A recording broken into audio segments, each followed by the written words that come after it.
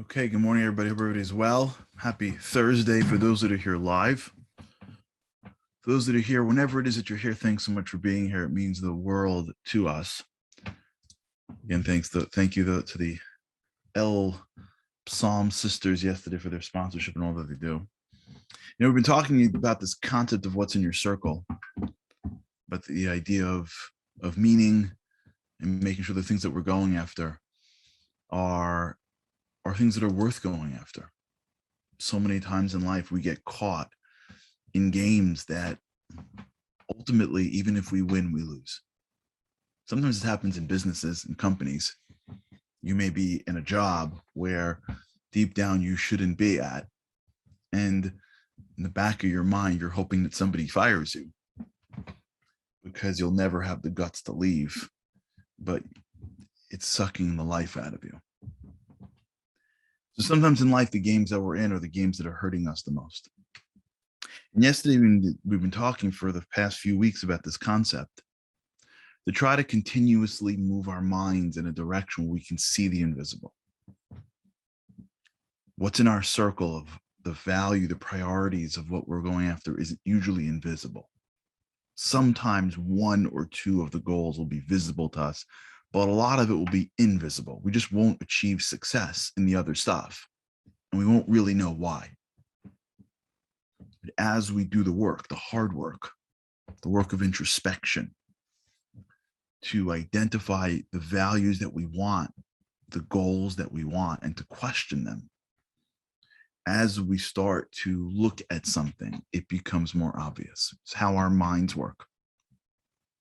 Our minds are built to see the things that are already in our minds, right? The stimuli around us is so much greater than that in which we can take in. Our minds cannot process the focus that is required to bring in all the stimuli. So every time our mind looks for things, it brings into our conscious mind only those stimuli that is either relevant or dangerous. That's why if I go into a religious denomination that I am unfamiliar with, I won't be able to see the nuances that someone else may be aghast by. I may walk into, I'm not familiar enough with Christianity or with Islam to walk into a church or a mosque and be able to pick out things that maybe a Christian or a Muslim would look at and go, oh my gosh, I'm not familiar enough. But I may be able to walk into a synagogue and do that because my mind, my eyes, now remember, the stimuli was there. Why was it invisible to me? Because my brain didn't know how to process it. My brain didn't know how to make sense of it. When you're watching a sports game and you're like, that was a good play, and you see the coach on the sidelines like losing it, you're like, what? I thought it was a good play.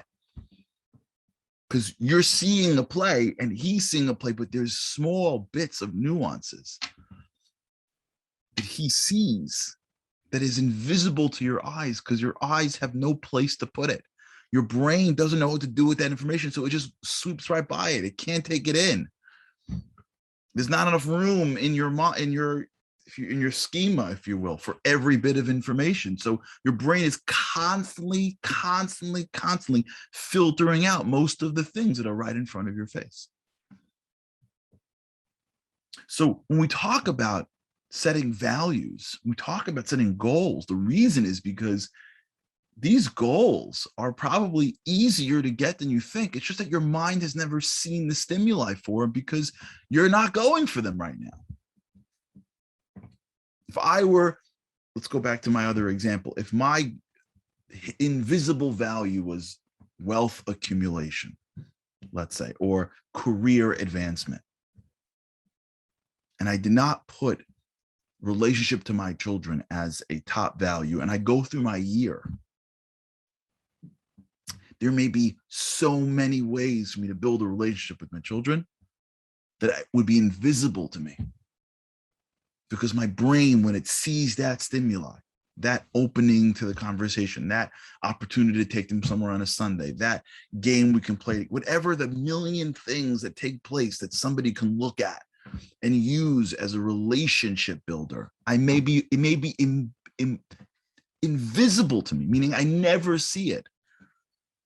It was never there, because as the stimuli came into my eyes, my brain said, I don't know what we're doing with this.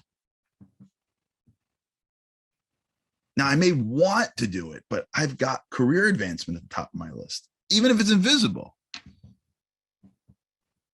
And so when it comes to the thing with the kid at night, I'm like, well, that's exhausted. I got to get ready for the next day. My brain, it's invisible, goes right through. But in the morning when I'm at work and there's that meeting, and in the meeting, I can see the frustration in the CEO's eyes. I can pick up on that and be like, I see that he's frustrated with this person. Here's an opportunity for me to step in and play a bigger role. How come I got that, but I missed the kid the night before? It's not because I can't see these things. It's because my value system wasn't clear. And so my brain, this incredible, amazing machine that God gave me to achieve my goals, knows how to pick up on the things that you really want in life and take you there. That's why what we're doing is so critical, because the 15, 20, 30 minutes you may spend on what do you want to accomplish this year, that may be hundreds of hours throughout your year. The little bit of time you put in now to thinking these things may translate to days of investment, days of time later on in life. Hours of regret in which you don't know how you missed things when they were right before your eyes. That's why, if you remember, 6 months ago, 8 months ago, we spent a lot of time on traits, on they're called in Hebrew midos. Zeal, remember zeal and sacrifice? Remember those days? Because when you look at the world from a perspective of building your own inner traits, then when you go out into the world and you get a challenge, the challenge to you isn't something that your brain pushes away because it is meaningless. It's a challenge that you see and embrace, because the meaning that you're getting is the refinement of your character. Last night I taped a class for an organization called Or Nava. So we're speaking about Rosh Hashanah, which maybe we'll get to in a week.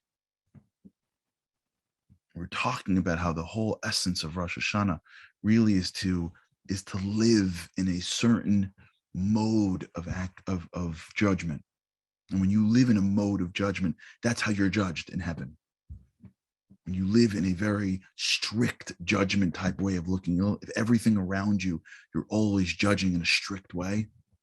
That's how you're treated. But when you judge things in a very favorable way, when you're merciful, when you're understanding and you're forgiving, that's how heaven responds to you. And the challenge that I left the crowd with, the crowd was a screen. Hopefully the crowd. The challenge that I left the screen with last night was, one time a day, when somebody upsets you, insults you, offends you, whatever, just let it go. Once a day. Because that will condition you to be more forgiving, to be more merciful, which will ultimately bring greater blessing to your life. That was the premise. Context. How does that work? Like, how does your brain, just think through this with me for a second. If you, let's say I'm doing it. Let's say you're, even right now, you're listening and you're going, okay, I'll do that. Yeah, for sure. I hear that. Yeah, if I'm more forgiving to other people, God will be more forgiving to me. That makes sense. It's called Mida Keneged Mida. It's a whole talk. Right? So now you're going through your day. And let's assume you say, okay, I'm going to do it. Once a day, I'm going to give in. And not only that, I understand that by doing it, I am conditioning my mind and heart to be more of a forgiving person, which is something that I want. This is good for me. It's good for me to be merciful. I'm a little too tight, I'm a little too, I'm a little too strict, if you will. And I can use to like take a chill. It's not the biggest deal. It's hurting my relationships. It's hurting my happiness, right? Okay, let's assume that's all going in your mind right now. And you say, okay, I'll do it. 10 minutes later, somebody calls and offends you.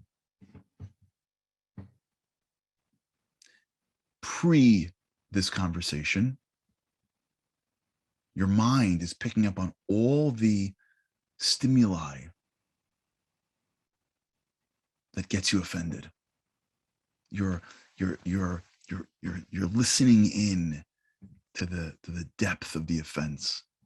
As that person hangs up, your mind is bringing you all of the things that did wrong, all the reasons why they're insensitive to you, all the reasons why you're good to them. Your mind is taking you where you want to go. You want to go to a place of strict judgment of others. You want to go to a place of protecting yourself. And your mind's like, I know that. I know what's in your value system. I'll take you there. Hang up the phone and like you're heating up. Your mind's like your mind like goes to the thermostat. And it's like, ding, ding, ding, 88 degrees. Is that good? Because you're at 72 right now. Can I put it to 88? Let's go 92. Max heat, click. By the time you get into your driveway, you're like steaming. Because your value is protection of self. So your mind, I got it. Now, all you have to do was say, oh, there's a value in being more sensitive and being more forgiving. As soon as they hang up that phone, you got to do one a day, right? You heard the talk, right? What's happened? Your brain is bringing you all the reasons why it's going to work. Oh, it's okay. Not the biggest deal. You can do it. You're stronger, but it doesn't feel that way. But I know, keep on working. And your brain is working this out in your head. I know, but I feel so offended. It's not really authentic. And then your brain says, yeah, but remember a couple of weeks ago where you didn't feel like it was really authentic either, and it worked out, and it will be authentic. And if you keep on working, it's going to feel more natural. Remember what he said, it's one a day, heaven. And your brain is bringing you all the reasons why you should do it. What? I don't understand. You're the same person. It's the same phone call that you hung up with. How come in scenario one, the brain is turning on the heat? In scenario two, the brain is turning on the AC. And it's just because of your values. As you clarify what you want to be and your values that you want to have and the traits you want to embody and the character that you want to become, as you start to articulate that in which you want to become, your brain immediately starts to sort of test it, question it. And then once it realizes that that's who you want to be, starts to take you there. Starts to identify the stimuli that is right before your eyes that you never saw before. It's an amazing thing. Two people looking at the same thing, seeing totally different pictures because of their values, because of their previous beliefs. It's unbelievable how this happens. Two people hit a wall, and one person says, I can, and one person says, I can't. And they're both right. Because every time you hit a wall, you can and you can't. And yesterday we're moving ourselves, but I want to make it clear, in my humble opinion, that this stuff isn't going to be easy. Your brain's going to test to see if you're really serious about this. And all your neurological connections are saying you're not. But if you're really trying to change and you're trying to grow and you're identifying who you want to be and you hold strong to that belief and you hold strong to that goal or hierarchy, your brain will show you the things that you never saw before that will give you the proof that you can do it. Which means, this is a bias that we spoke about called the projection bias. Maybe I'll just talk about this for a minute, because it's so critical to understand these things if you're going to embark in change. And I think we discussed this here, so I'm sorry for the review for those who've heard this before. Projection bias is an incredible bias. Here's how it works. You ever go shopping? I'll say better. You ever go to a restaurant and you're starving? Ever happened to you? You go to a restaurant and you're starving?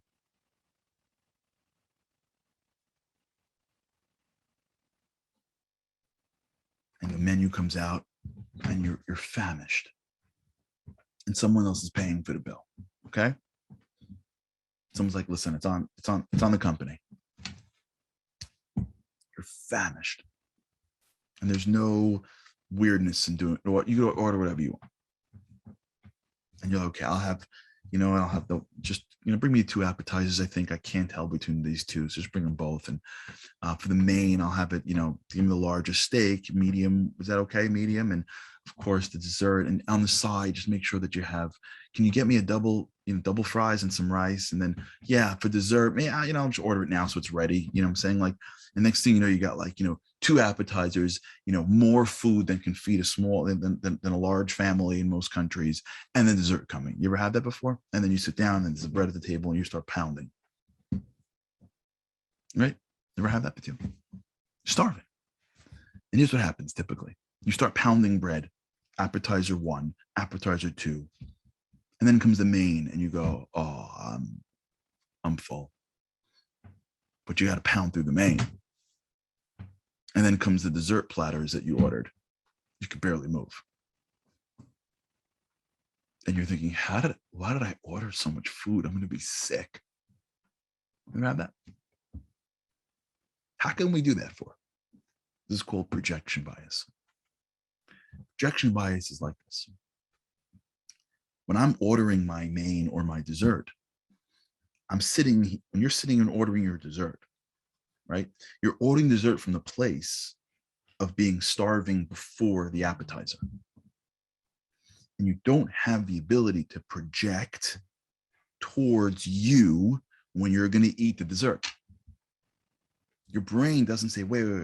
When dessert comes out, you're going to be 2 appetizers, bread and main. So now project what it's going to be like to have all that food. And now which desserts do you want? It doesn't do that. It can't. It's a bias. So you project the dessert when you haven't even eaten the appetizer. Now, when you haven't eaten anything and there's an option for dessert, you're like, oh my God, it's going to be amazing. So you order it, or you go to the supermarket and you buy everything. Or you don't make a decision because you assume that I'm going to be too exhausted to do that because you're exhausted now. When you are where you are and you're making long-term decisions, you don't have the ability to project yourself into that moment to make the decision as to your state in that moment. I tell you all the time, this happens to me, right? I tell all the time, I put so many things to do when I go traveling, books to read and things to write and calls to make, because I am projecting me right now, getting on a Uber, waiting on the line, getting on an airplane, takeoff, land. I'm not feeling any of that exhaustion. So I'm projecting how I'm going to feel. But when I'm in the moment, I'm so much more tired after flying across the country. So I don't have the ability to mark up that document or to get on that phone call when I'm sitting in the club when I land. But when I made the decision, I'm here and I projected I'll be fine. It's called projection bias. Hope that makes sense. We're thinking about change. The problem is that we have what's called projection bias. It seems so hard because we don't have the stimuli to show us that we can do something. Because we don't realize that as soon as we make a decision, we start seeing things we never saw before. And then we start building momentum in these things. And then we start actually being able to do them. So by the time we're picturing the change, it's with a totally revised set of neural connections that we don't have right now. So when we don't engage in change, it's because right now I can't see myself being different because I can project how I'm going to be halfway down the road. I hope that makes sense. All right, we'll talk about it.